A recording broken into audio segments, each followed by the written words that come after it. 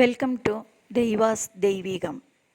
శ్రీ నృసింహమంత్ర రాజపథస్తోత్రం.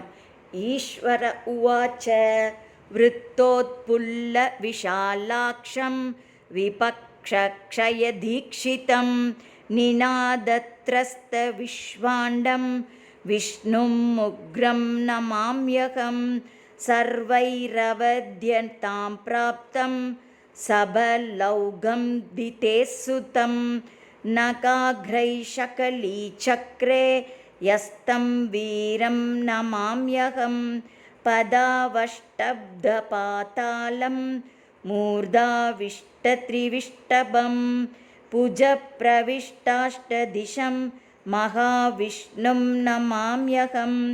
ज्योतिंस्यर्केन्दुनक्षत्र ज्वलनादीन्यनुक्रमात् ज्वलन्ती तेजसा यस्य तं ज्वलन्तं नमाम्यहं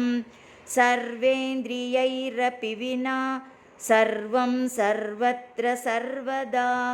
यो जानाति नामं यात्यं तमहं सर्वतोमुखं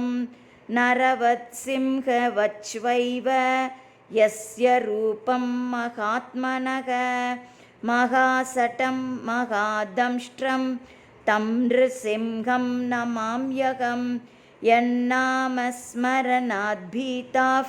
भूतवेतालराक्षसाः रोगात् याश्च प्रणश्यन्ति भीषणं तं नमाम्यहं सर्वोऽपि यं समाश्रित्य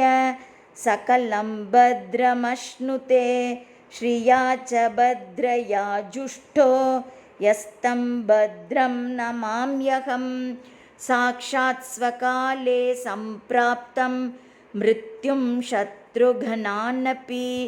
भक्तानां नाशयेद्यस्तु मृत्युं नमाम्यहं नमस्कारात्मकं यस्मै विधायात्मनिवेदनं त्यक्तदुःखोऽखिलान् कामान् अश्नन्तं नमाम्यहं दासभूतास्वतः सर्वे ह्यात्मानः परमात्मनः अतोऽहमपि ते दास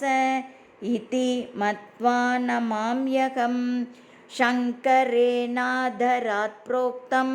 पदानां तत्त्वमुत्तमं त्रिसन्ध्यं यः पठेत् तस्य श्रीर्विद्यायुश्च वर्धते इति श्रीशङ्करकृत श्रीनृसिंहमन्त्रराजपथस्तोत्रम्.